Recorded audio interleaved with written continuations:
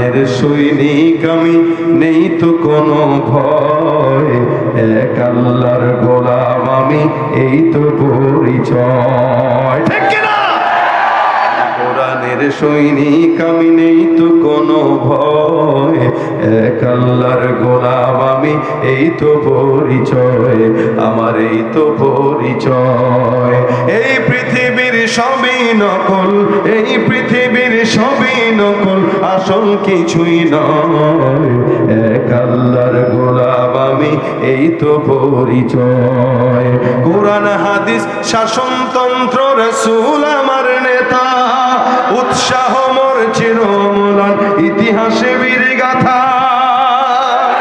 আরে এক আল্লাহ ছাড়া আমার দিলে, এক আল্লাহ ছাড়া আমার দিলে নেই তো কারো ভয়, এক আল্লাহর গোলাম আমি, এই তো পরিচয়, আমার এই তো পরিচয়। কার গোলাম? আরো জোরে আল্লাহু আকবার। কেউ যদি ঈমানের সঙ্গে আল্লাহর কালেমাটা একবার পাঠ করে, তো আল্লাহ পাক রব্বুল আলামিন তাকে এই ঈমানের কারণে, যার কলবের মধ্যে সরিষা দানা সম পরিমাণ ঈমান আছে, তো আল্লাহ পাক তাকে একদিন না একদিন জান্নাতে নিবেনই। সুবহানাল্লাহ। তার মানে এই বিশ্বাসটা আমাদের সকলের আছে তো ইনশাআল্লাহ। হয়তো কাউকে 10 বছর জ্বালায়া তারপরে নিবে, কাউকে না জ্বালায়া নিবে, কাউকে একটু 100 বছর জ্বালাবে, কাউকে 1 কোটি বছর জ্বালাবে, কাকে কতটুকু জ্বালাবে তো সেটা আল্লাহ পাকের হিসাব। কিন্তু জ্বালাইতেই হবে। কেন? গুনাহের কারণে। এই যে এটা সাদা কাপড়, কালারটা কি সাদা, বেশি সাদা, এই সাদার ভিতরে কিঞ্চিত পরিমাণে যদি ময়লা লাগে, এটা খারাপ দেখায় কিনা? দেখায়। বউর কাছে দিলেন কাপড় ধোয়ার জন্য, আপনার বিবি এটাকে যখন ডলা দিচ্ছে জোরে জোরে, তো আপনি বলতেছেন এই 800 টাকা গজের কাপড়, এরকম খোঁচাও কে, ছিঁড়ে যাবে না, আস্তে করো। আচ্ছা বলেন, এটারা যদি মহব্বত করে এমনি এমনি ধোয়, পরিষ্কার হবে?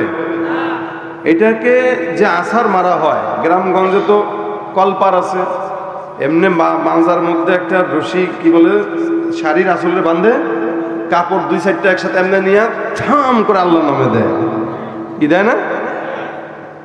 আপনার যদি মায়া লাগে, এটা কি ধরনের কথা? এত দামি কাপড়কে যেমনি ফেলতেছো, কত শেষ। বউ বলল ঠিক আছে, ওকে, সে আদর করে এমন দেয় তো, সারা জিন্দগি যদি এমন মনে করে আদর করে, ময়লা কাপড় পরিষ্কার হবে? এটা যতই সে ধোক, আপনি পরবেনও না, বলবেন কি ঘোড়ার ডিমের ধুইছো, ময়লা যায় নাই, কিছু না, এটা পরবো, পরা যায় নাকি, রাখো আবার ধুয়ো।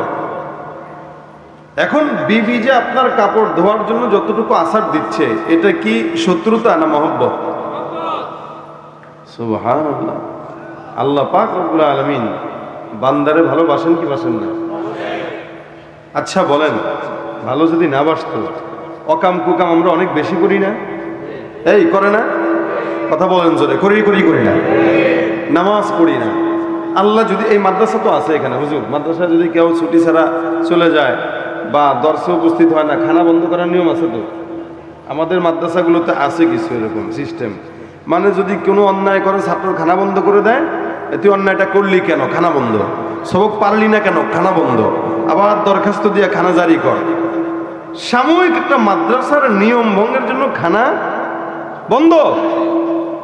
আল্লাহ যদি চাইতেন, ফজর নামাজ পড়ি না, জোহর পড়ি না, আসর পড়ি না, মাগরিব পড়ি না, এশা পড়ি না, এমনকি জুমার নামাজও পড়ে না, কথা কয় না।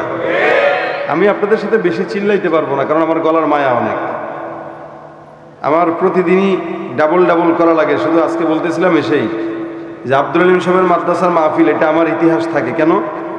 এই লোক আমারে বলে দেয় মাগরিব পড়তে হবে, নাহলে কিন্তু রাগ করবো। আমি তার রাগের ভয়ে আমি আগে আসি, এবং বলে দেয় যে এদিন আর কোনো মাহফিল রাখা যাবে না, এই কারণে আর রাখিও না, 2-3 ঘন্টা আগে এসে বসে থাকি, এ শুধু মহব্বতের কারণে। কিন্তু এই সিস্টেমটা শুধু এই জায়গার জন্য, অন্য জায়গায় আরো ভিন্ন সিস্টেম। যাই, গাড়ি থেকে বের হই, বয়ানে উঠি, বয়ান শেষ, গাড়ি থেকে নেমে সোজা চলে যাওয়া, খাওয়াও হয় না, কথাও হয় না, সময়ের কারণে। এই জায়গার হিসেবটা ভিন্ন। তো যেহেতু আমাদের প্রোগ্রামের চাপ বেশি, গলায় আমরা প্রেশার নিতে পারবো না, আমি আপনাদেরকে টোকা দেবো, আপনারা আওয়াজ দিবেন। আমি আপনাদের সাথে বেশি চিল্লাচিল্লি করতে পারবো না। ভাই কথা বলেন না কেন, জোরে কর না কেন, এত বলার টাইম নাই। যদি আপনারা আওয়াজ দেন তাহলে আমার জবান থেকে অনেক কিছুই শুনতে পারবেন, আর যদি আওয়াজ না দেন আমি চোখ বন্ধ করে আওয়াজ শুরু করব, ঠান্ডা বয়ান করে চলে যাব। ফাঁকে গজলও হবে না, কিচ্ছু হবে না। আর যদি আমার একটু আপনারা তেজোদ্দীপ্ত রাখতে পারেন তো মাঝে মাঝে 2-4টা গজলও হতে পারে। হ্যাঁ, এখন আপনারা রাখবেন কিনা এটা আপনাদের হিসাব। সজাগ কি থাকবেন ইনশাআল্লাহ, জোরে বলেন। আচ্ছা, মাদ্রাসার আইন যদি থাকে খানা বন্ধ হওয়া, আল্লাহ পাকের কি আইন নাই? আল্লাহ পাক তো চাইলে পারতেন যে ফজরের নামাজ কেউ পড়বে না, তো সকালের নাস্তা গিলতে পারবে না, ভিতরে লক হয়ে যাবে। চাইলে পারতেন কিনা? আল্লাহ যদি চাইতেন যে জোহর নামাজ পড়বা না, তো দুপুরের খাবার গিলতে পারবা না। আসর পড়বা না, আমি আইন পাশ করে দিলাম চা খাইতে পারবা না, ওই যে দোকানে যায় চায়ের আড্ডা মারো, পান খাও, অত সোজা না। মাগরিব পড়বা না, তো রাতের খাবার খাইতে পারবা না। আর এশা পড়বা না, চোখের 2 পাতা এক হবে না, খুলে থাকবে, ঘুমাইতে পারবে না। আল্লাহ যদি চাইতেন এটা পারতেন কিনা?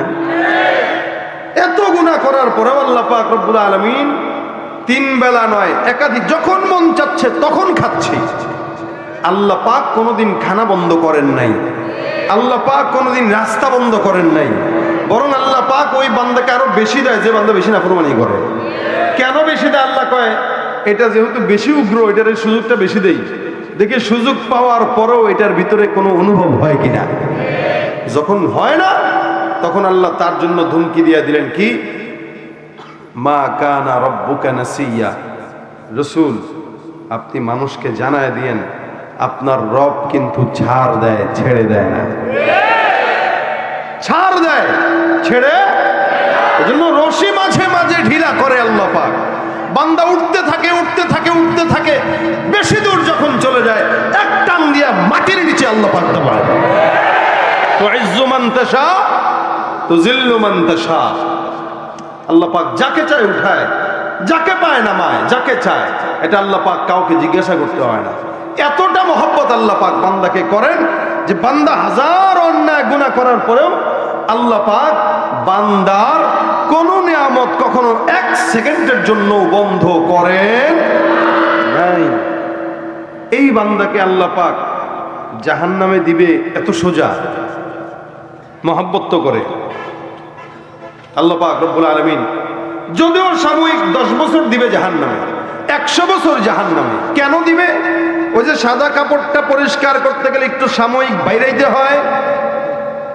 আল্লাহ পাক ইমানদারদের সাদা শরীরে যে গুনাহের রং আছে, কালার আছে, ময়লা আছে, ওইটা দূর করার জন্য 2-4 বছর জাহান্নামে দিবে। ওইটা দূর হয়ে গেলে সোজা জান্নাতে ঢুকায় দিবে। সুবহানাল্লাহ। এই জন্য দিবে। তো এই মহব্বতটা দরকার আছে না? আর আপনার ময়লা নিয়ে আপনি কেমনে জাহান্নামে যাবেন, জান্নাতে যাবেন বলেন? আপনার গায়ে তো গুনাহের ময়লা, আপনি কিভাবে জান্নাতে যাবেন? এই ময়লা দূর করার জন্য হইল আল্লাহ বান্দাকে জাহান্নামে দিবে। এখন দুনিয়ার সময় অনুযায়ী আখিরাতের জান্নাত জাহান্নামের সময় তো অনেক বেশি বড়, যার কারণে দুনিয়ার সময় মনে হয় ছোট্ট, কিন্তু ওখানের 1 বছরই তো কত। তো এই হিসাবে বান্দা কোটি কোটি কোটি বছর হয়তো জাহান্নামে থাকবে, কেউ আবার বিনা হিসাবে জান্নাতে যাবে। তো আল্লাহ পাক আমাদের সবাইকে বিনা হিসাবে যাওয়ার তৌফিক দান করুন। এই জন্য রাসূল বলেন, মান ক্বালা লা ইলাহা ইল্লাল্লাহু ঈমানান ওয়া ইহতিসাবান ফাদাখালাল জান্নাহ। কেউ ঈমানের সঙ্গে, ইহতিসাবের সঙ্গে আল্লাহ পাকের কালেমা পাঠ করবে। কি কালেমা বলেন? লা ইলাহা ইল্লাল্লাহু মুহাম্মাদুর রাসূলুল্লাহ, লা ইলাহা ইল্লাল্লাহ মুহাম্মাদুর রাসূলুল্লাহ সাল্লাল্লাহু আলাইহি ওয়াসাল্লাম। এটা কেউ পড়বে তো আল্লাহ পাক জান্নাত দিবেন। তো আল্লাহ পাক এই কালেমার বদৌলতে আমাদেরকে মুসলমান বানিয়েছেন, যার কারণে আমরা আখেরি জামানার পয়গম্বর মুহাম্মদুর রাসূলুল্লাহ সাল্লাল্লাহু আলাইহি ওয়াসাল্লামের উম্মত হতে পেরেছি। এটাও আল্লাহ পাকের শুকরিয়া। হাজারো নবী থাকতে, লক্ষ লক্ষ নবী থাকতে আল্লাহ পাক আমাদেরকে রাসূল করিম সাল্লাল্লাহু আলাইহি ওয়াসাল্লামের উম্মত হিসেবে প্রেরণ করেছেন। আলহামদুলিল্লাহ বলেন। আল্লাহ পাকের শুকরিয়া। এই জন্য আল্লাহ পাক রব্বুল আলামিন বলেন, ওয়ামা আরসালনাকা ইল্লা রাহমাতাল লিল আলামিন ওয়ামা আরসালনাকা ইল্লা রাহমাতাল লিল আলামিন। জমিনের মধ্যে আল্লাহ পাক রব্বুল আলামিন সমস্ত বান্দাদেরকে প্রেরণ করেছেন। আল্লাহ পাক নবীর ব্যাপারে ডাক দিয়া বলেন, তোমাকে তো আমি প্রেরণ করতাম না, একমাত্র প্রেরণ করার পিছনে সর্বোন্নতম কারণ হলো তুমি রহমত হিসেবে প্রেরণ হয়েছে। জমিনের মধ্যে সমস্ত নবীদের মধ্যে তোমাকে আমি আল্লাহ সবচাইতে আফজল মাকামের নবী বানাইলাম। জমিনের মধ্যে আমি আল্লাহ রব্বুল আলামিন সবচাইতে দামি নবী আল্লাহ তোমাকে বানাইলাম। এর মতো দামি পয়গম্বর আসমানে নিচে জমিনের উপরে আর একজন নাই। নবী যেমন দামি, নবীর উম্মতরাও দামি না কম দামি? সারা জাহানের মধ্যে যত পয়গম্বর আসছে, যত পয়গম্বরের উম্মতরা আসলো, আল্লাহ পাক রব্বুল আলামিন বলেন কোন নবীর উম্মতদেরকে আমি আল্লাহ পাক এত সম্মান দান করি নাই যতটুকু সম্মান আমি রব্বে কারীম মুহাম্মদুর রাসূলুল্লাহ সাল্লাল্লাহু আলাইহি ওয়াসাল্লামের উম্মতদেরকে দান করলাম। যার কারণেই তো এই উম্মতরা যতটুকু তেজোদ্দীপ্ত, অন্য কোন নবীর উম্মত এমন তেজোদ্দীপ্ত ছিল না। অন্য কোন নবীর উম্মতরা নবীদের জন্য জান তেমন দেয় নাই, কিন্তু ১৫০০ বছর হয়ে গেল এখনো পর্যন্ত মুহাম্মদের উম্মতরা আমাদের নবীদের জন্য জান দেওয়ার জন্য তৈরি, ঠিক কিনা? কারণ আমরা সবাই রাসূল সেনা, ভয় করি না। আরো জোরে, আমরা সবাই রাসূল সেনা, আমরা সবাই রাসূল সেনা। আর আমরা আল্লাহ পাকের বান্দা, আমার পয়গম্বর মুহাম্মদুর রাসূলুল্লাহর উম্মত। জমিনের মধ্যে সবচাইতে সমস্ত নবীর উম্মতের চাইতে আপনার আমার দাম আল্লাহ পাক রব্বুল আলামিন বেশি বানাইলেন। যার কারণে আল্লাহ পাক রব্বুল আলামিন অসংখ্য নবীদের মধ্য থেকে আল্লাহ পাক রব্বুল আলামিন আপনাকে আমাকে আখির জামানার নবীর উম্মত হিসেবে প্রেরণ করলেন দাম দেওয়ার কারণে। নবী করিম সাল্লাল্লাহু আলাইহি ওয়াসাল্লামের উম্মত হওয়ার কারণে আল্লাহ পাক রব্বুল আলামিন কতটুকু সম্মান আপনাকে আমাকে দিলেন, রহমত দিলেন। রহমতের নবী, যার কারণে উম্মতের উপরেও রহমত। এই কারণে তো বাংলাদেশে আলহামদুলিল্লাহ করোনা আসলেও আল্লাহ পাক বাংলাদেশের মুসলমানদেরকে হেফাজত করেছে। এটা অন্যতম একটা বরকত। হে মুসলমান নবীর উম্মত, আল্লাহ পাক রব্বুল আলামিন মূসা পয়গম্বরকে ডাক দিয়ে বলেন, মূসা, জমিনের মধ্যে তুমি পয়গম্বর মূসার সঙ্গে আমি আল্লাহ কথা বলি। আমি আল্লাহ পাক রব্বুল আলামিন কথা বলার অন্যতম কারণ মূসা নবীকে আমি আল্লাহ এটা একটা বৈশিষ্ট্য দান করলাম। আল্লাহ পাক রব্বুল আলামিন বলেন, ওয়া কাল্লামাল্লাহু মূসা তাকলিমা। এক একজন নবীকে আল্লাহ পাক রব্বুল আলামিন এক এক লকব লাগাইছে। মূসা পয়গম্বরের লকবটা ছিল মূসা কালিমুল্লাহ। আল্লাহ পাক বলেন, মূসা, জমিনের মধ্যে তোমাকে আমি আল্লাহ পাক এত সম্মান দিলাম, তুমি যখন আমার সঙ্গে কথা বলতে চাও নির্দিষ্ট সময় অনুযায়ী আমি আল্লাহ পাক রব্বুল আলামিন তোমার সঙ্গে কথা বলি। কিন্তু এমন একদল বান্দা জমিনের মধ্যে আমি আল্লাহ পাক রব্বুল আলামিন প্রেরণ করব, যেই বান্দাদের সম্মান আমি আল্লাহর দৃষ্টিতে 1000 গুণে বেশি। এমন কোন উম্মত জমিনের মধ্যে আসে নাই যেই উম্মতদেরকে আল্লাহ পাক এত সম্মান দান করলেন। আল্লাহ পাক রব্বুল আলামিন বলে, হে মুমিন, জমিনের মধ্যে এমন সম্মান অন্য কাউকে দেই নাই। আখেরি জামানার পয়গম্বরের উম্মতদেরকে আমি আল্লাহ পাক রব্বুল আলামিন কতটুকু মর্যাদা দিলাম। এই উম্মতদের সঙ্গে আমি আল্লাহ নবী না হওয়ার পরেও তুমি পয়গম্বর মূসা হওয়ার কারণে আমি আল্লাহ তোমার সঙ্গে কথা বলি। আমার ওই দল বান্দারা এমন সম্মানের বান্দা, এরা যখন আমি আল্লাহর সঙ্গে কথা বলতে চাবে, আমি আল্লাহ বান্দা যখন চাবে তখনই বান্দার সঙ্গে কথা বলতে রাজি হয়ে যাব। বান্দার সঙ্গে আমি আল্লাহ পাক রব্বুল আলামিন কথা বলবো, অথচ বান্দা নবীও না, সাহাবাও না। এরে এই দল বান্দা নবী মূসা ডাক দিয়ে বলে, মালিক, ওই বান্দারা কারা? আল্লাহ পাক রব্বুল আলামিন বলে, আখিরি জামানার পয়গম্বর মুহাম্মদুর রাসূলুল্লাহ সাল্লাল্লাহু আলাইহি ওয়াসাল্লাম নামে একজন নবী আমি আল্লাহ পাক পাঠাবো, যেই নবীর ব্যাপারে তোমার কিতাবেও আমি আল্লাহ পাক বলেছি, সমস্ত কিতাবগুলোতে আল্লাহ পাক আমার পয়গম্বরের কথা বর্ণনা করেছেন। আল্লাহ পাক বলেন মিন বাদ ইসমুহু আহমদ, যার নাম হবে আহমদ। এ মুসলমান, স্বপ্নেও দেখায় দিয়েছেন মুহাম্মদ নামে একজন নবী আসবে। এত এত আল্লাহ পাক রব্বুল আলামিন ডকুমেন্ট দিয়া তারপরে মুহাম্মদুর রাসূলুল্লাহ সাল্লাল্লাহু আলাইহি ওয়াসাল্লামকে জমিনের মধ্যে প্রেরণ করলেন।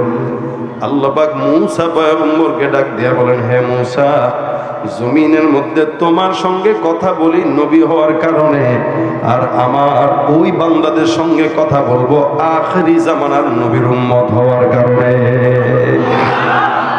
মূসা পয়গম্বর ডাক দেয়া বলে, আল্লাহ, ওই বান্দাদের সঙ্গে কেমনে কথা বলবেন? আল্লাহ পাক ডাক দেয়া বলে, বান্দা 5 ওয়াক্ত নামাজে, ফজরের নামাজে যখন ঘুম থেকে উঠে আল্লাহর ঘর মসজিদের দিকে আগাবে, বান্দা আবার জোহরের নামাজের সময় নামাজের বিছানায় যাবে, আসরের নামাজ আদায় করবে, মাগরিবের নামাজ পড়বে, এশারের নামাজ আদায় করবে।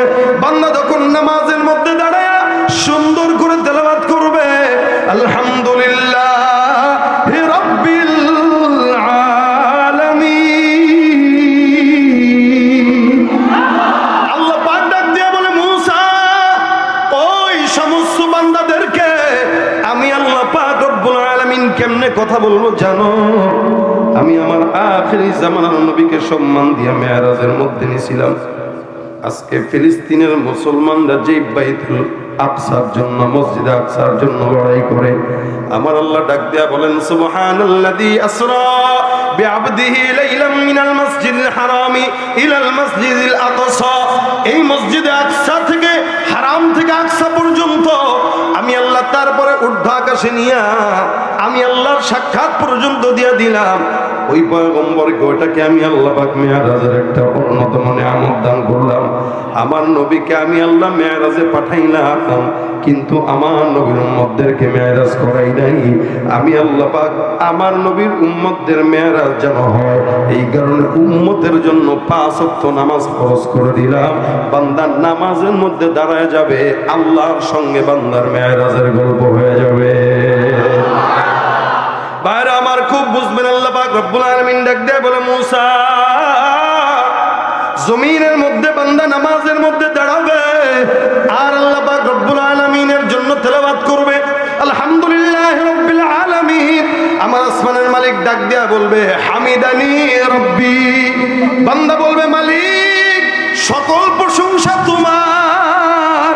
আমার আল্লাহ ডাক দিয়া বলবে, বান্দা আমি আল্লাহর প্রশংসা করেছে। বান্দা আল্লাহর সঙ্গে কথা বলবে, এক আয়াত করে তেলাওয়াত করবে। আমার আল্লাহ ডাক দিয়া বলে, বান্দা যখন মন চায় ফজর নামাজ পড়লো, জোহর পড়লো, আসর পড়লো, মাগরিব পড়লো, এশা পড়লো। বান্দা আবার গভীর রাতে যখন শুইল, বান্দার যদি মন চায় গভীর রাতে তার মাওলার সঙ্গে কথা বলবে। বান্দার যদি মন চায় গভীর রাতে আল্লাহর সঙ্গে একটু প্রেমের কথা বলবে। বলেন দেখি, এলাকার কোন চেয়ারম্যান গভীর রাতে আপনার সঙ্গে কথা বলবে কিনা? রাত 12টা হয়ে গেল, দরজা বন্ধ, মেম্বারের দরজা বন্ধ, ওসির দরজা বন্ধ, কেউ নাই। আমার রব্বে কারীম ডাক দিয়ে বলে, হে বান্দা, দুনিয়ার সব মানুষ ঘুমায়, আমি আল্লাহ পাক রব্বুল আলামিন বললাম, মন যদি চায় জায়নামাজের বিছানাটা বিছাও আর সুন্দর করে নামাজের মধ্যে দাঁড়ায় বলো, আল্লাহ, আমি রব্বে কারীম তোমার সঙ্গে কথা বলতে দাঁড়াবো। আল্লাহ ডাক দেয়া বলে, তুই গভীর রাতে কেউ তোর সঙ্গে কথা না বললেও আমি আসমানের মালিক প্রথম আসমানে এসে তোমার সঙ্গে কথা বলতে রাজি হয়ে যাব। বন্দেগানে খাসে আল্লাহ মুলগুয়ুব দরজা হাজানে জাওয়াসিসুল কুলুব জমিসর শবু এ পিরাহন শনিদি চেরা দরজা হেকন আনশ নদীরি। বন্ধুটাকে বাইরে আমার খুব বুঝবেন, আল্লাহ পাক বলেন, পয়গম্বর মূসা, এমন সম্মান দিলাম জমিনের মধ্যে কোন নবীর উম্মতকে আমি আল্লাহ পাক রব্বুল আলামিন এত মর্যাদা দেই নাই যতটুকু মর্যাদা আখেরি নবীর উম্মতকে দান করলাম। এত রহমত অন্য কোন নবীর উম্মতকে দেই নাই, কারণ নবী ও রহমতের, উম্মত ও রহমতের। আল্লাহর নবী ডাক দিয়া বলতেছেন, ইয়া আইয়ুহান নাস ইন্নামা আনা রাহমাতুল মুহদা। হে দুনিয়ার মানুষ, আল্লাহ পাক রব্বুল আলামিন জমিনের জন্য, তোমাদের জন্য রহমত হিসাবে জমিনে আমাকে উপহার পাঠিয়েছেন। সুবহানাল্লাহ। জমিনের জন্য আমি আল্লাহর নবী একজন উপহার। নবী বলেন, আমি জমিনের জন্য উপহার, তোমাদের জন্য উপহার। কি স্বরূপ? বলে রহমত স্বরূপ। আল্লাহ পাক রব্বুল আলামিনের হাবিব অন্য হাদিসে বলেন, আনা নবিয়ুর রাহমাহ, আমি রহমতের নবী। জমিনের মধ্যে এমন রহমতের নবী আর কেউ নাই, যার কারণে দিলের মধ্যে উম্মতের প্রতি দয়া। আল্লাহ পাক রব্বুল আলামিন বলেন, লাকাদ জাআকুম রাসূলুম মিন আনফুসিকুম আজিজুন আলাইহি মা আনিতুম হারিসুন আলাইকুম বিল মুমিনিনা রাউফুর রহিম। আল্লাহু আকবার। আল্লাহ পাক বলেন, এই আমার পয়গম্বরের অবস্থা জানো, আমার নবীর হালত কেমন। নবী করিম সাল্লাল্লাহু আলাইহি ওয়াসাল্লামের গুণ বর্ণনা করেন। আল্লাহর নবীর ব্যাপারে আল্লাহ পাক রব্বুল আলামিন বলেন, নবী আমার এমন, যার দিনের মধ্যে এত দয়া, উম্মতের কোনো কষ্ট আমার হাবিব মুহাম্মদুর রাসূলুল্লাহ কোনোদিন সহ্য করতে পারে না, চাই সেটা মুসলমান হোক অথবা চাই কাফের হোক। একদিন একটা লাশ আমার পয়গম্বরের সামনে যায়, নবী আমার ডাক দেয়া বলেন, হ্যাঁ কাফের সাহাবা একরামের দল কোথায়? এই কাফেরটা জমিনের মধ্যে এত ভালো অবস্থায় ছিল, এরপরে ইন্তেকালের পরে এখন জাহান্নামে যাবে, এটা আমি নবী করিম সহ্য করতে পারি না। আল্লাহ নবী সাল্লাল্লাহু আলাইহি ওয়াসাল্লাম বলেন, একটা কাফেরও আমি নবী মুহাম্মদুর রাসূলুল্লাহ বেঁচে থাকা অবস্থায় জাহান্নামী হবে, এটা আমি পয়গম্বর সহ্য করতে পারি না। অথচ বাংলাদেশে কিছু আলেম আছে, এরা স্টেজে উঠলেই অমুক কাফের, তমুক কাফের, অমুক নাস্তিক, ঠিক কিনা? নবী এই কাফেরদেরকে জান্নাতে পাঠায়, আর আমরা মুসলমানদেরকে ধরে ধরে জাহান্নামে পাঠাইতে চাই। আদত এরকম। তো আল্লাহ পাক বলেন, লাকাদ কানা লাকুম ফি রাসূলিল্লাহি উসওয়াতুন হাসানাহ, তোমাদের জন্য সর্বোত্তম আদর্শ আমি আমার পয়গম্বরের মধ্যে দিলাম। এটা যদি কেউ ফলো করে, শান্তি না অশান্তি? জোরে কর। কষ্ট হইতেছে আপনাদের? দেখেন আমার পয়গম্বর কত দয়ার নবী। হাদিসের মধ্যে একটা ঘটনা উল্লেখ আছে, খুব খেয়াল করে শুনবেন। দয়া কাকে বলে, মায়া কাকে বলে? কখনো কখনো রাসূল সাল্লাল্লাহু আলাইহি ওয়াসাল্লাম কবরস্থানের পাশে দিয়ে হাঁটতেন। আল্লাহর নবী সাল্লাল্লাহু আলাইহি ওয়াসাল্লাম কবরের পাশে দিয়া যখন যায়, আর ডাক দিয়া দোয়া করতেন, আল্লাহ এই কবরের লোকটারে মাফ করে দাও, এই কবরের লোকটারে মাফ করে দাও। কোনোদিন তো কোনো কবরে এরকম যাওয়া হয়েছে নাকি আপনাদের? নির্দিষ্ট করে যাবেন আর দোয়া করবেন, মালিক এই কবরে যেই থাকুক তুমি মাফ করে দাও। নিশ্চিত আপনার ইন্তেকালের পরে অন্য মানুষটাও আপনার জন্য দোয়া করবে। রাসূল করিম সাল্লাল্লাহু আলাইহি ওয়াসাল্লাম বলেন, ইন্নাহুমা লা ইউআযিবান, একদিন কবরের পাশে দিয়ে হেঁটে যায় আর ডাক দেয়া বলে, দুইটা কবরে আযাব। আল্লাহর নবী কবরের পাশ দিয়ে যেতেন, আর আল্লাহ পাক কাশফের মাধ্যমে পয়গম্বরকে দেখায় দিতেন, নবী এটার মধ্যে আযাব। নবীর চোখ ছিল, দেখার চোখ ছিল, অন্তরের চোখ ছিল। একদিন কবরের সামনে দিয়া হেঁটে যায়, হঠাৎ করে তাকায় দেখে একটা কবরের মধ্যে আযাব হইতেছে। আল্লাহর নবী কবরস্থানের সমস্ত কবরবাসীদের জন্য দোয়া করে, দিলের মধ্যে মায়া উতরায় উঠছে, হায় হায়, মুসলমানের কবরস্থানের মধ্যে এমন আযাব তো ঘটার কথা না। নবী করিম সাল্লাল্লাহু আলাইহি ওয়াসাল্লাম কবরের সামনে বসে যায়, আর আসমানের দিকে তাকায় ডাক দিয়া বলে, মালিক আমি নবী দোয়া করলাম, এই কবরের ওয়ালা মানুষ বান্দা যে কবরের মধ্যে শোয়া, আল্লাহ তুমি এই কবরের বান্দাটাকে মাফ করে দাও। বারবার দোয়া করে, আল্লাহর হাবিব দোয়া করে। কে দোয়া করে? জোরে বলেন, কে দোয়া করে? বলেন তো, নবী যখন দোয়া করে কবুল হয় কি হয় না? আমার নবী হাত তুলে দোয়া করে, আল্লাহ এই কবরওয়ালাকে মাফ করে দাও। সাহাবায়ে কেরাম তাকায় দেখে কি ব্যাপার, নবীর কপালের মধ্যে ভাঁজ। আল্লাহর নবী বলে, নবী আবার সুন্দর করে হাত তুলে আবার ইখলাসের সাথে, আল্লাহ এই কবরওয়ালাকে তুমি মাফ করে দাও। আবার নবীর কপালে ভাঁজ, চেহারা কালো। নবী আবার দোয়া করে, মালিক আল্লাহ এই কবরওয়ালাকে মাফ করে দাও। বারবার বারবার বারবার আল্লাহর কাছে মাফ চায়, কিন্তু কবরের আযাব কমার কোনো লক্ষণই নাই। নবী করিম সাল্লাল্লাহু আলাইহি ওয়াসাল্লাম কিছুক্ষণ পর সাহাবাদেরকে ডাক দেয়া বলে, সাহাবায়ে কেরামের দল, আমি রাসূল দোয়া করতেছি কিন্তু আমার রব্বে কারীম কবুল করতেছে না। হে সাহাবায়ে কেরাম পেরেশান, এরকম তো হয় নাই, আমি নবী দোয়া করব কবুল হবে না, আমি নিজে দোয়া করতেছি, আসমানের মালিক কোনো কথাই বলতেছে না। রাসূল করিম ডাক দিয়া বললেন, বিষয়টা মনে হয় ভিন্ন। সাহাবায়ে কেরামের দল, যাও এই কবরস্থানের মধ্যে কার কার কবর, এদের আত্মীয় কারা, এদেরকে ডাক দাও। আল্লাহর নবীর কথা অনুযায়ী সমস্ত কবরবাসীদের আত্মীয় স্বজনদেরকে ডাক দেওয়া হয়। এক একজনের কবরের সামনে এক একজন দণ্ডায়মান হয়ে গেছে। এবার পয়গম্বর আরো পেরেশান, হায় হায় এই কবরের সামনে একজনও দাঁড়ায় নাই। এই কবরের মালিককে, এইটার আত্মীয় কেউ নাই নাকি? সমস্ত কবরের সামনে এক একজন দাঁড়ানো, এই কবরের সামনে একটা বান্দাও নাই। কিছুক্ষণ পরে আমার পয়গম্বরের চোখ দিয়ে টপ টপ করে পানি পড়ে। আল্লাহ জানি না আমি পয়গম্বর কেমনে এই কবরের ভিতর মানুষটাকে শান্তি দিতে পারবো।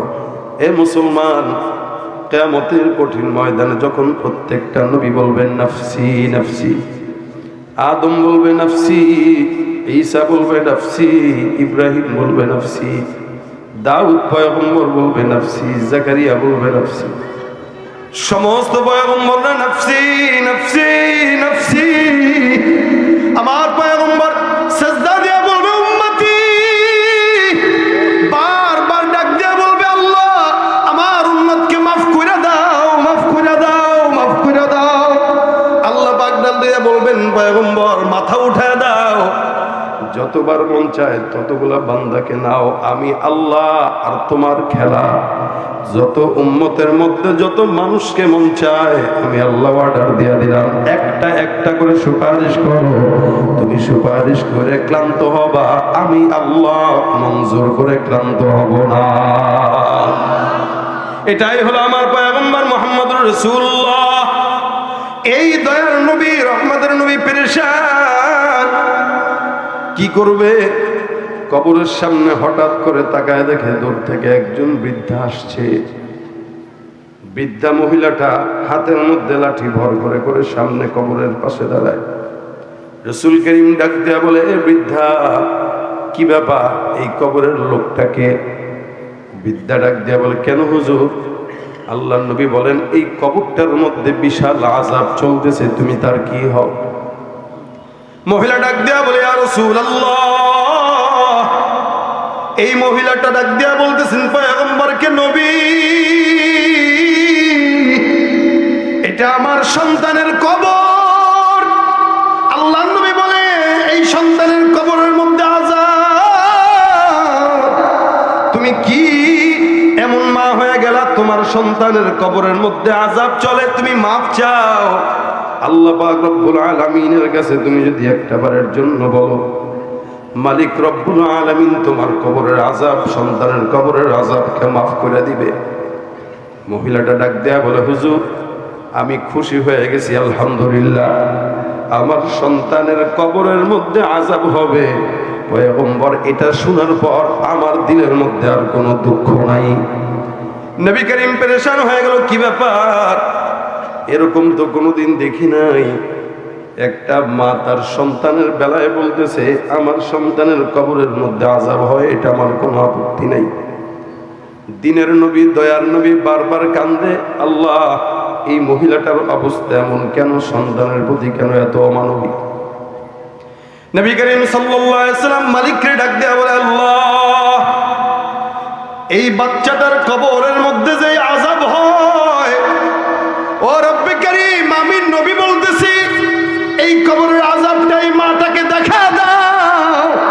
এই মাটা একটু নজরের মধ্যে যদি দেখে, আমার তো বিশ্বাস হয় সহ্য করতে পারবে না।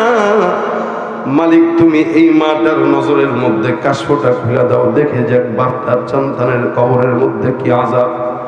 আল্লাহ পাক রব্বুল আলামিন এই সময়টা এসে পয়গম্বর আরবীর দোয়া কবুল করে নিলেন।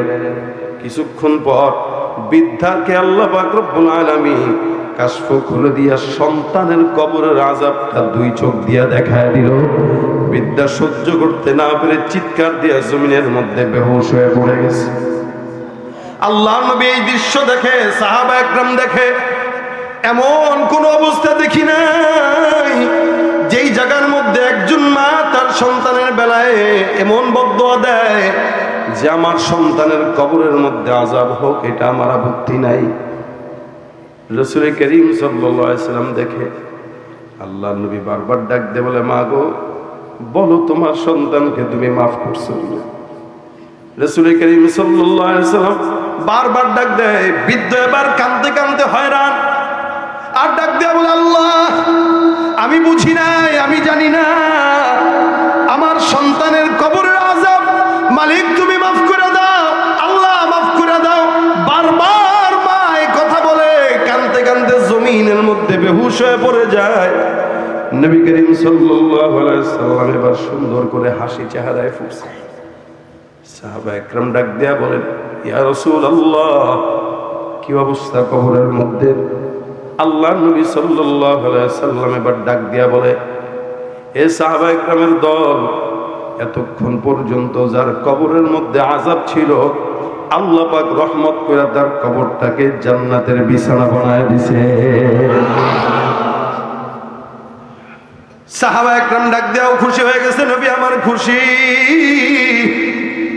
এবার রাসূল ডাক দেয়া বলে, বৃদ্ধ মা, ব্যাপার কি?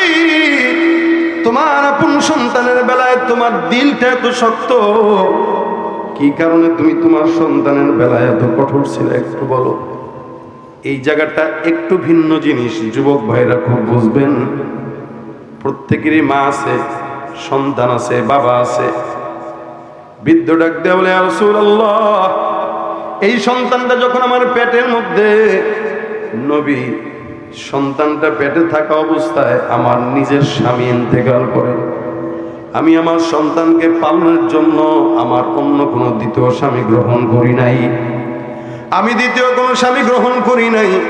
এই বাচ্চাকে পালন করার জন্য দীর্ঘদিন আমি আমার যৌবনের সঙ্গে জিহাদ করে আমি আমার যৌবনটাকে হেফাজত করেছিলাম। আমি মনে করতাম আমার সন্তানকে আল্লাহর হাবিবের রাস্তায় আমি দিয়ে দিব। সাহাবা একরামদের অবস্থা ছিল এমন, প্রত্যেকটা সাহাবী একটা কথা বলতো, ফিদাকা আবি ওয়া উম্মি, আমার জান আর মাল, আমার বাবা মা সব কিছু পয়গম্বর আপনার জন্য কোরবান করে দিলাম। সাহাবা একরামদের এই কথা আমার নবীকে বুদ্ধ ডাক দিয়া বলতেছে, ইয়া রাসূলুল্লাহ, পয়গম্বর, আমি তার জন্য সারা জিন্দেগি এরকম বিধবা, হে নবী, আমি তাকে পছন্দ মতো বিয়ে শাদী করাইলাম। বিয়ে করানোর পর সুন্দরী বিবি তার ঘরের মধ্যে দিলাম। আমি হঠাৎ করে দেখতাম আমার সন্তানের বিয়ের পর তার আচরণটা কেমন যেন পরিবর্তন হয়ে গেছে। ইয়া রাসূলুল্লাহ, আমি বুঝতে চেষ্টা করতাম কিন্তু আমার সন্তানকে আমি বুঝতাম না। হঠাৎ করে একদিন আমার সন্তানটা বাসায় আসে, রাত তো গভীর। আমার বিবি, ঘরের বউ, আমার সন্তানের কানে কি যেন বলল। আমি মা বিছানার মধ্যে বসা, আমার ঘরের বউ আমার সন্তানের কানে কি বলার পর আমার সন্তান এদিক সেদিক তাকায় নাই। আমার সন্তানটা আমাকে ঘরের উপর থেকে দৌড় দিয়ে এসে খাটের উপর উঠে আমি মাকে একটা থাপ্পড় দিয়া ঘর থেকে টান দিয়া আসরা বের করে ঘর থেকে ফেলা দেয়।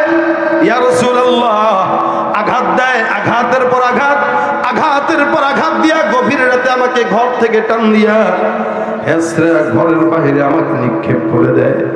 পয়গম্বর, আল্লাহর কসম, ওই দিন আমি আমার সন্তানটা যখন এই আচরণটা করলো, আমার বিবাহর ওই সময়ের কথা মনে পড়ে গেছে। ইয়া রাসূলুল্লাহ, আমি আমার সন্তানটাকে পেটের মধ্যে নিয়ে এত কষ্ট করার পর আমার সন্তান যখন আমাকে ঘর থেকে বের করে দেয়, আমি আমার মাওলার কাছে ডাক দিয়া বললাম, আল্লাহ, যেই সন্তান আমার কলিজার মধ্যে আঘাত দিল, মালিক তুই ওই সন্তানের বিচারটা করে দিস। এই সন্তানের জাহান্নামের আগুন না ফাড়ায় তুমি জান্নাত দিও না। আল্লাহর কাছে দোয়া করলাম, আল্লাহ পাক রব্বুল আলামিনের কাছে সেদিনের অশ্রু মালিক মনে হয় কবুল করেছেন। আজকে এই জায়গায় না আসলে আমি মা কোনোদিন বুঝতাম না। নবী আমার ডাক দিয়া বলেন, হে সন্তানেরা, খুব বুঝবা, একটা সন্তান যেন মায়ের সঙ্গে খারাপ ব্যবহার না করে। আমি নবী বললাম, তোমার পায়ের নিচে, তোমাদের মায়ের পায়ের নিচে তোমরা যারা আছো সবার জান্নাত আল্লাহ পাক বরাদ্দ করে রেখেছে। ভাইরা আমার, খুব বুঝবেন খেল দিয়া। কথা তো এটা না, কথা তো ওইটা। নবী আমার কতটা দরদি হলে উম্মতের কোন মানুষ জাহান্নামের মধ্যে ঢুকবে, নবী করিম সাল্লাল্লাহু আলাইহি ওয়াসাল্লাম কোনদিন সহ্য করতেন না। এই জন্য আল্লাহর নবী বলেন, আনা নবিয়ুর রাহমা, আমি হলাম রহমতের নবী, আমি মায়ার নবী, আমি দয়ার নবী। এ মুসলমান নবীর উম্মত, যার কারণে আল্লাহ পাক রব্বুল আলামিন বলেন, তোমাদের জন্য, তোমাদের পাশে আমি আল্লাহ পাক রহমতের নবী প্রেরণ করলাম। তোমাদের মতো করে এমন একজন নবী পাঠাইলাম, যার দিলের মধ্যে পাহাড় সমান মায়া দিলাম। উম্মতের ছোট থেকে ছোট কষ্ট ওই নবী কোনোদিন সহ্য করতে পারে না। সুবহানাল্লাহ। ভাইরা আমার, খুব বুঝবেন, আল্লাহ পাক রব্বুল আলামিন বলেন, সারা জমিনের মানুষ যদি আমি আল্লাহর বিরুদ্ধে যায়, কোনো যায় আসে না, কারণ আমি আল্লাহ পাক আমার নবীকে মহব্বত করি। শুধু তাই নয়, আসমানের ফেরেশতারাও মহব্বত করে, জমিনের বান্দারাও মহব্বত না করলেও মাখলুকাত মহব্বত করে। সারা জমিন আমার পয়গম্বরের পাগল, যার কারণে আল্লাহ পাক রব্বুল আলামিন বলেন, রাসূল করিম সাল্লাল্লাহু আলাইহি ওয়াসাল্লামের প্রেমে তো গোটা দুনিয়াটাই পাগল। সুতরাং তোমার মতো আমার মতো নালায়েক না খান্দা বান্দা যদি পাগল না হই, আমার মাওলার কোনো যায় আসে না, ঠিক কিনা? মোহাম্মদ হামেদে হামদে খুদা বস, মোহাম্মদ হামেদে হামদে খুদা বস, খুদা মদহে আফরি মুস্তফা বস, মোহাম্মদ আজ তুমি খাম খুদা রা, খুদায়া আজ তু হুব্বে মুস্তফা রা। মোহব্বত করবো নবীকে, ঠিক কিনা? রাজি করছেন নাকি ইনশাআল্লাহ? দিল থেকে না মুখ থেকে? জোরে বলেন, দিল থেকে না মুখ থেকে? নবী, যেই নবী আমাদের প্রতি এত পাগল, ওই নবীর প্রতি আমাদেরও পাগল হওয়া দরকার। যদি আমরা পাগল হই, লাভ আমাদের না অন্যদের? আমাদের। রাসূলকে মহব্বত না করলে ক্ষতি আমাদের না রাসূলের? আমাদের। কারণ কি? রাসূল করিম সাল্লাল্লাহু আলাইহি ওয়াসাল্লাম বলেন, বান্দারা আলমারউ মা মান আহাব্বা, মহব্বত যদি রাসূলের সঙ্গে রাখো, আল্লাহর কসম, রাসূলের সঙ্গে আল্লাহ জান্নাতে অবস্থান করায় দিবেন। সুবহানাল্লাহ। এত দয়ার নবী রাসূল, মহব্বতের রাসূল। এই রাসূলকে তো পাওয়ার আগেই রাসূলের উম্মত দুনিয়ার জমিন থেকে বিদায় হয়েছে। আর নবী তো আমাদের ব্যাপারেই বলেছেন, এরা আমার বন্ধু। আমরা না দেখাও রাসূল সাল্লাল্লাহু আলাইহি ওয়াসাল্লামের সুন্নাত দাড়ি রাখি, না দেখাও টুপি রাখি, না দেখাও পাগড়ি পরি, তাহলে আমাদেরকে জান্নাত দিবে না তো দিবে কাকে বলেন? দিবে কাকে? হাতটা তুলে দেখান তো কারা কারা রাসূলের সঙ্গে জান্নাতে যেতে চান? আয় জবান খুলে, আল্লাহ তুমি কবুল করো। আল্লাহ, আমরা তোমার হাবিবকে মহব্বত করি, তোমার হাবিবের সঙ্গে জান্নাত দিও। জোরে বলেন আমিন। আল্লাহ তুমি কবুল করো, বলেন আমিন। প্রত্যেকটা বান্দা চায় রাসূলের সঙ্গে জান্নাতে যেতে, কিন্তু কাজ করতে চায় না। এই দেখেন, আমার রাসূল সাল্লাল্লাহু আলাইহি ওয়াসাল্লাম এত মায়ার ছিলেন, যার কারণে খোঁচায় খোঁচায় কবরওয়ালাদেরকেও জান্নাতে পাঠাইতেন। সুবহানাল্লাহ। আর দুনিয়ার মানুষকে তো জান্নাত দিতেন। রাসূল তার জান্নাত দেওয়ার মালিক না, কিন্তু সুপারিশ করতেন, আল্লাহ জান্নাত দিয়ে দাও, আল্লাহ জান্নাত দিয়ে দাও। ওই কাফেরদেরকে রাসূল বলতেন, ভাইরে ভাই, কালেমা পড়, একবার পড়, মুসলমান হ, জান্নাত পাবি। নিজের আপন চাচাকে মরার আগে বলতেছেন, কাকা একবারের জন্য একটু পড়েন, আল্লাহর ওয়াস্তে পড়েন, সারা জিন্দেগির যত গুনাহ আছে আমি নবী দায়িত্ব নিলাম, জান্নাতে আপনি যাবেন আমার সাথে। আপন চাচাকে বলছেন, আপন চাচাকে মানে নাই, কিন্তু রাসূলের মাকসাদ ছিল এটা, প্রত্যেকটা দুনিয়ার মানুষ যেন জান্নাতি হয়। দুনিয়ার মানুষকে যদি না পারতেন জান্নাতি বানাইতে, যদি গুনাহগার হয়ে যাইতো, তো কবরে ঢোকার পরে খোসায় খোসায় জান্নাতে পাঠাই দিত। এই যে এইরকম কবরের পাশে যাইতো আর মাফ চাইতো, আল্লাহ মাফ করে দাও, আল্লাহ মাফ করে দাও। কবরের সাথে বসে বসে আল্লাহ যতক্ষণ আমি না শুনবো কবরের জান্নাত হইছে, ততক্ষণ আমি চাইতেছি তুমি মাফ করো। সুবহানাল্লাহ। দুনিয়ার মানুষকে তো দিছেনি, কবরের গুলা কেউ জান্নাতে পাঠানোর চিন্তা রাসূল করতেন। কতটুকু দয়া হলে এগুলো করে বলেন ভাইরা আমার। এই কারণে রাসূলের সুন্নাত ঘরে ঘরে, জায়গায় জায়গায়, পাড়ায় পাড়ায় মানতে রাজি আছি ইনশাআল্লাহ। প্রত্যেকটা জায়গায় নবী করিম সাল্লাল্লাহু আলাইহি ওয়াসাল্লাম বলেন, মান তামাসসাকা বিসুন্নতি ইনদা ফাসাদি উম্মতি ফালাহু আজরু মিয়াত শাহীদ। এ মুসলমান, নবী করিম সাল্লাল্লাহু আলাইহি ওয়াসাল্লাম বলেন, জমিনের মধ্যে কেউ যদি, কোন উম্মত যদি আমার সমস্ত সুন্নতের উপর আমল করে, আল্লাহ পাক রব্বুল আলামিন 100 শহীদের সওয়াব দান করবেন। আস্তে কয়েকে জোরে কোন সুবহানাল্লাহ। অন্যতম সুন্নতের মধ্যে একটা আপনাদেরকে বর্ণনা করি, শুনেন। নবী বলেন, এ মুসলমান যারা আছো, চিনো বা না চিনো, সবাই সবাইকে সালাম দিবা। আল্লাহ নবী বলেন, আফশুস সালাম বাইনাকুম আলা মান আরাফতা ওয়া মান লাম তারিফ। রহমতের নবী বান্দাকে রহমতের দোয়া করা শিখায় দেন। একজন আরেকজনকে দেখলেই রহমতের দোয়া করে বলবা, আসসালামু আলাইকুম ওয়া রাহমাতুল্লাহ। সালাম মানে শান্তির দোয়া। কিসের?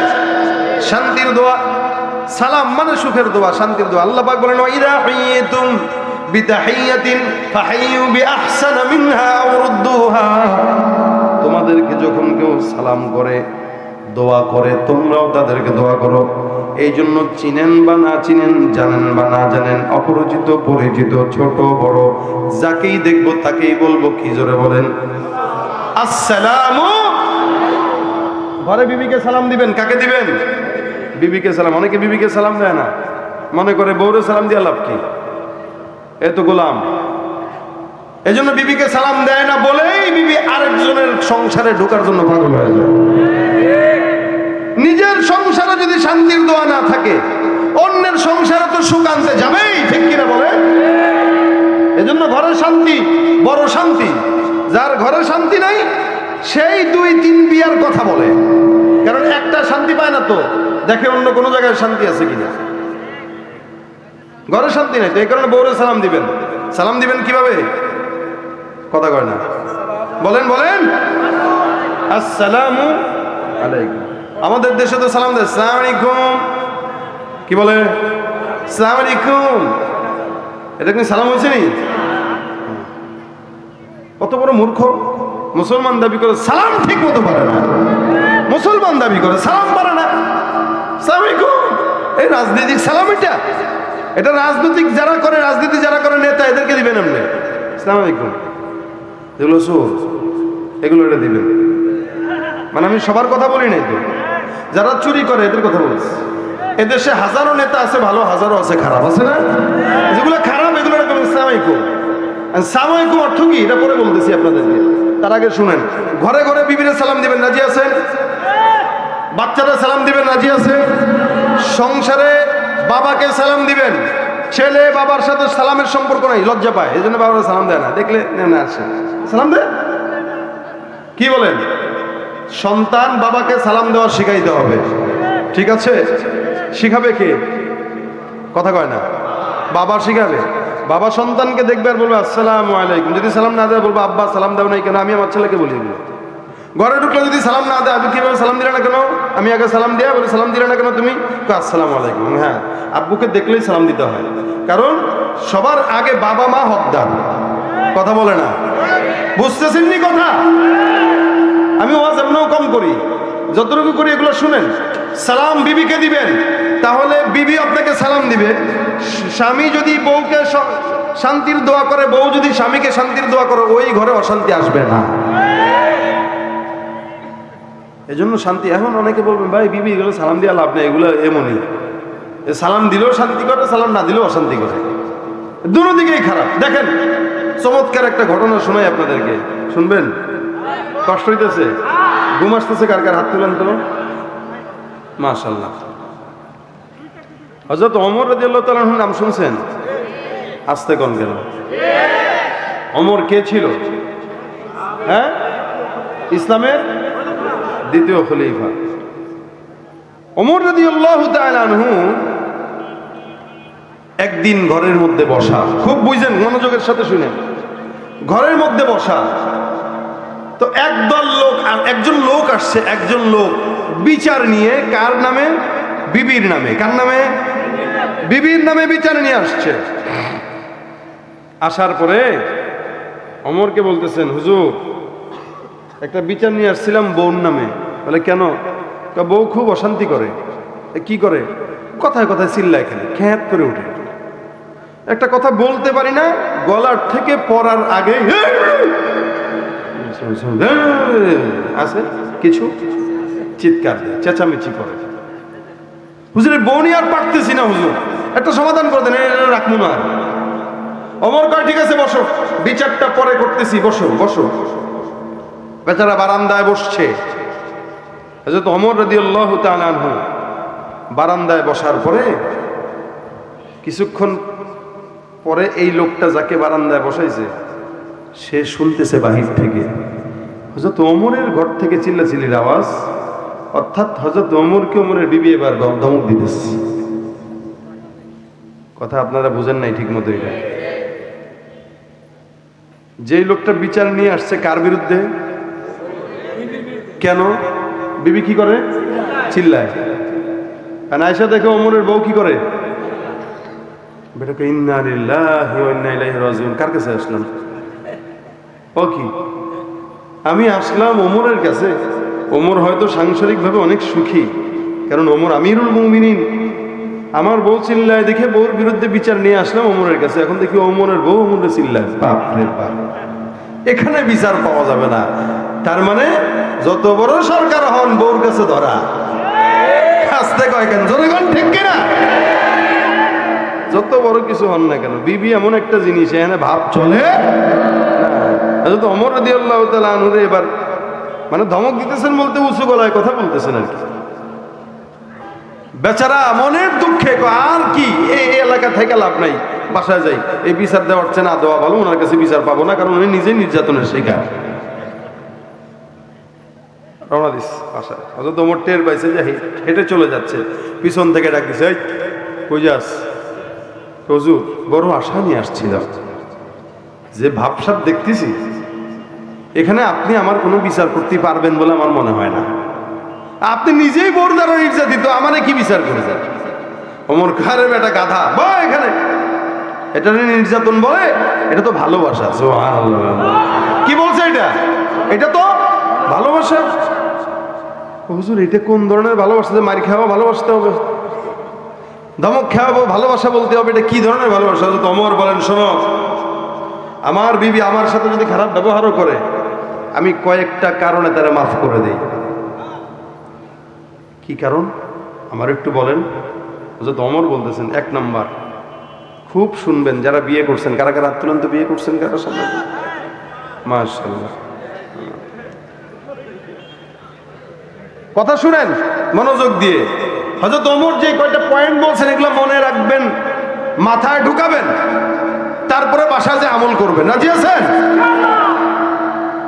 হযরত ওমর বলতেছেন, এক নাম্বার, আমি আমার বউর এই সমস্ত খারাপ বাজে যে গুণগুলো আছে, অথচ ওনার বউটাও তো সাহাবী, কি বলেন? মানুষের বৈশিষ্ট্য কিছু থাকেই, এটা থাকবে, ফিতরাতি স্বভাব, এটা খারাপ বলা চলে না, এগুলোর কারণে জাহান্নামে যাবে না। ওমর বলতেছেন, এক নাম্বার, আমাকে আমার বিবি 3 বেলা খাবার রান্না করে খাওয়ায়। শুনো, আমি আমার বিবিরে মহব্বত করি কেন? আমাকে আমার বিবি 3 বেলা খাবার রান্না করে। একটা বাবুর্চি রাখলে বেতন দেওয়া লাগে কি লাগে না? এরপরে রান্না কেমনে করে না করে একটা ব্যাপার স্যাপার আছে না, রুচির। 3 বেলা আমার বিবি আমাকে ফ্রি রান্না করে খাওয়ায়, কোনোদিন বিরক্ত হয় না। আর আপনি তুমি একটু খাবারের লবণ কম হইলে গোলামের জি গোলাম, রান্না শিখোস নাই, তোর মা তোর রান্না শিখায় নাই, বাইরে ঘরের থেকে বের করে দেন মিয়া। একজন খালি বুঝছে দেখে ঠিক কইছে, বাকিগুলা বুঝে নাই। তো বম্বলের মতো আসেন কে? জোরে বলেন, আসে না নাই এরকম? হাসে গেলে আসলে হয়, কথা তো বলতে হয়।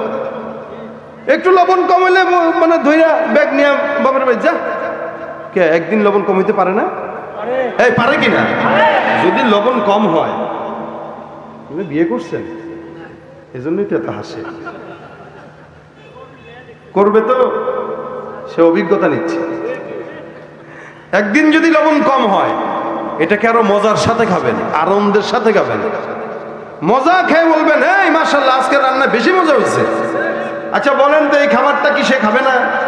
বউরা কি আগে খায়? কখনো দেখছেন যেটা খায় এটা রাক্ষস? আমি তো আমার জীবনে দেখি নাই আমার বউ কখনো আগে খাইতে। যে কোনো জিনিস আনলে আগে আপনি খাবেন, পরে আমরা। এইটা হলো ঘরের মহিলাদের অভ্যাস, ভালো বিবির অভ্যাস। আগে বিবি খায় না, আগে স্বামীরে খাওয়ায়। মাছের মাথাটা স্বামীরে দেয়, লেজটা বউ কোনো মতো খুঁটে খায়। এটা যদিও ঠিক কি না ঠিক ওইটা পরের হিসাব, কিন্তু এটা বউর মহব্বত স্বামীর প্রতি। একটু চিল্লাইলে সমস্যা কি? মাথারও তো আপনারই দেয়, কি বলেন ঠিক না? তা আপনি চিল্লাইলে সহ্য করতে পারেন না কেন? আপনি গন্ডারের সামনে বানান না কেন শরীরে? খালি খোসা দিলে আপনার লাগে কেন? শুনেন, যদি রান্না মজা নাই হয়, খাবেন, মজা বুইলা খাবেন। খাওয়ার পরে ওই অফিসে যখন যাবেন তখন বউটা তো এটা খাবে। খাওয়ার পরে খুবই ইন্না লিল্লাহ, কি লামসাম রান্না করলাম আজকে। হ্যাঁ, এই ঘোড়ার ডিম আমার স্বামী খেয়ে বলছে এত মজা, ওর কি রুচি নষ্ট হয়ে গেছে মনে হয়েছে, ঠিক না? এখন দুপুরে ফোন দিবে, ভয়ে ভয়ে ফোন দিয়ে শুরুতে বলো জান, কারণ অন্যায় করছে না একটা। রান্নায় লবণ হয় নাই, মরিচ হয় নাই, কিচ্ছু হয় নাই, খাবার দিছি স্বামীরে, না জানি কি ধমকটা এখন শুনি, জান খানা খাইছো নি? কেন আজকে তো চিন্তা করছি 10-15 জন নিয়ে একসাথে খাবো, তোমার যেই সুন্দর রান্না। বকু ইন্নালিল্লাহ, খবরদার এটা করো না, তোমার ইজ্জত নষ্ট করো না তুমি। আজকে যে রান্নায় লবণ কম হয়েছে এটা বুঝছো নি? তখন আপনি যদি বলেন, বউ সারা বছর রান্না করো, কোনোদিন তো কম বেশ হয় না, একদিন হয়েছে, এটা আমি বরকত মনে করে খাইতেছি, তুমি কষ্ট পাও কেন? এই মহব্বত কি বাড়বে না কমবে? এবার ঘরে আসার সাথে সাথে দেখবেন ফোন দিয়ে আগেই বলবে, আজকে শোনা কয় পদের রান্না খাবা। কি বলেন ঠিক না? কালো হুজুর ঠিক কিনা?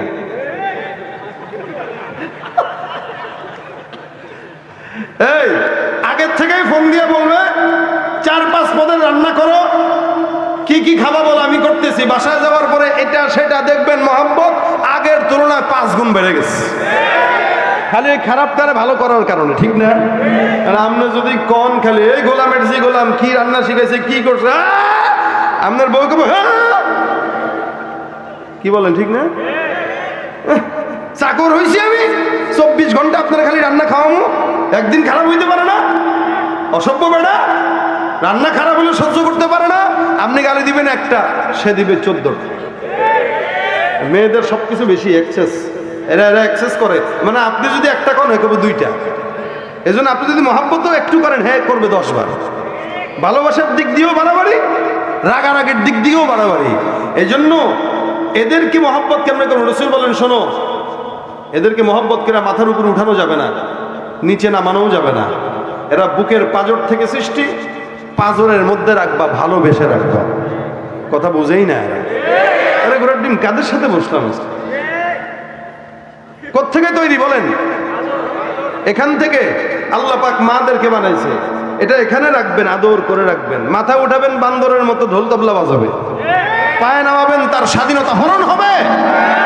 আজকে আমাদের দেশে কিছু লুচ্চা বদমাশ নামে নারীবাদী পুরুষেরা নারীদেরকে সমান আর স্বাধীনতার নাম দিয়া ভোগের পণ্য বানিয়ে ছেড়েছে, ঠিক কিনা? এটা নারীর স্বাধীনতা নামে স্বাধীনতা হরণ।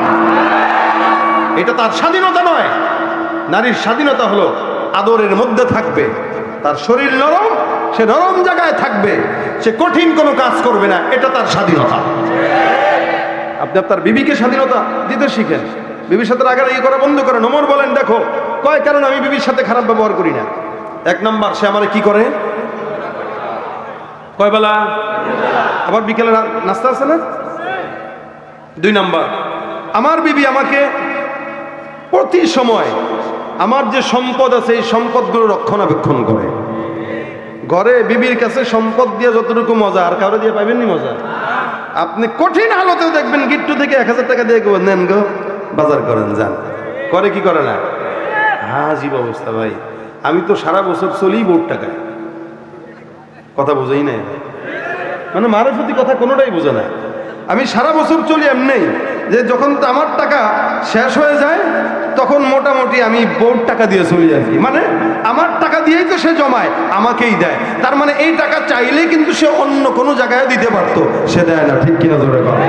ওমর বলেন, আমার ঘরের বউ আমার সম্পদের হেফাজতকারী, একটা দারোয়ান রাখলেও তো টাকা লাগতো, আমি বিনা টাকায় আমার ঘরের হেফাজতকারী একজনকে রাখতে পারছি।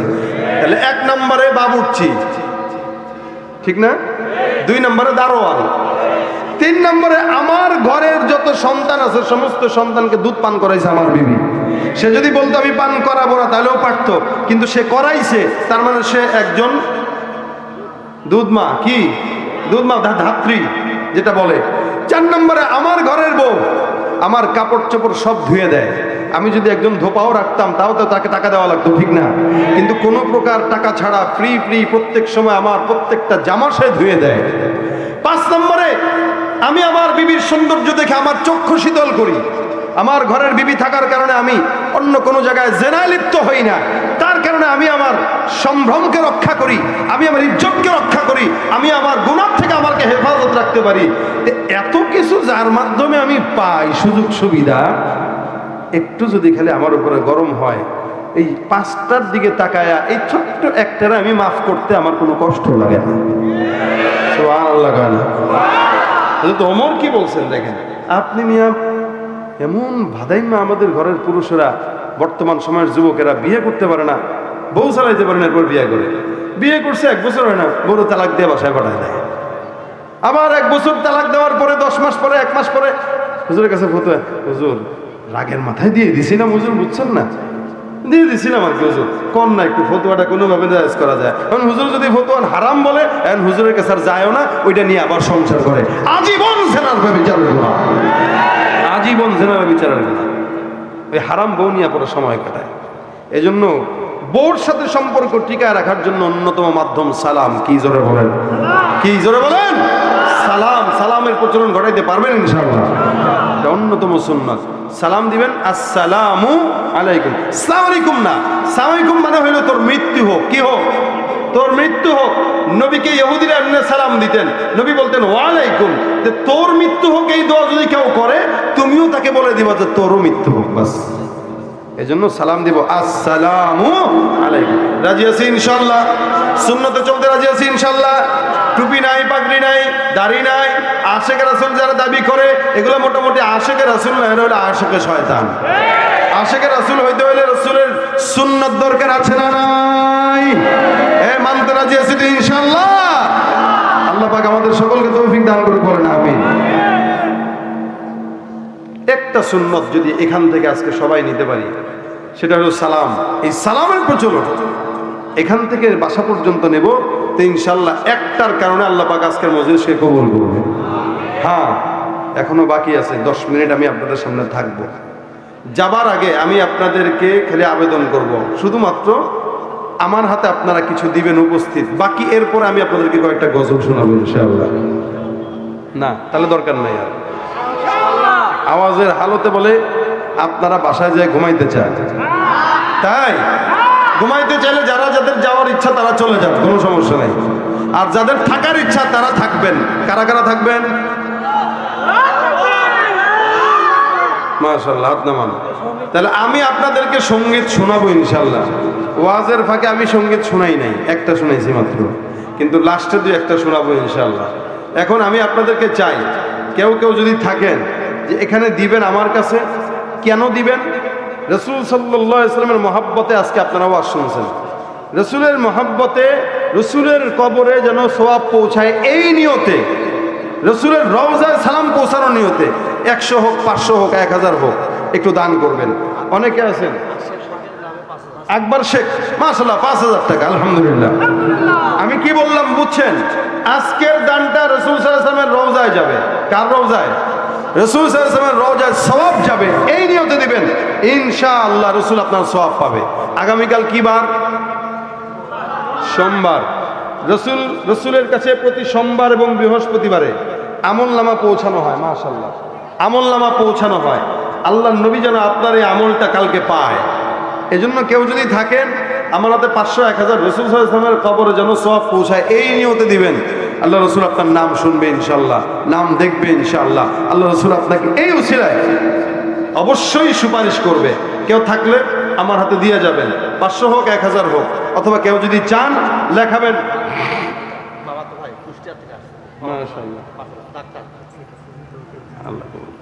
ভাই ডাক্তার মানুষ, উনিও দিছে আলহামদুলিল্লাহ। আর কেউ আছেন? আমি তো আপনাদেরকে আজকে দেখলাম আপনারা দানের বেলায় আজকে যথেষ্ট কৃপণতা করতেছেন। সোহেল ভাই, মাশাআল্লাহ। কে আছেন রাসূল সাল্লাল্লাহু আলাইহি ওয়াসাল্লামের রওজায় সওয়াব পৌঁছানোর নিয়তে দিবেন এই দানটা? আল্লাহ পাক যেন রাসূলের রওজায় আপনার সালাম পৌঁছায় দেয়, আপনার টাকার সওয়াব পৌঁছায় দেয়, এবং আল্লাহ পাক এই উসিলার জন্য মাফ করে। দুই খতম করুন, সেই আল্লাহ পাক কবুল করুন। যারা আসবে মুসাফাও করে যান। অনেকে মাহফিলের পরে খালি হাতে মুসাফা করে। মাহফিলের পরে আমি মুসাফা করি না কেন? একটু আল্লাহ শেফা দান করুন। অল্প দেন, বাস অল্প দেন, সমস্যা নাই। আমার হাতে দিয়ে আবার বসে যান।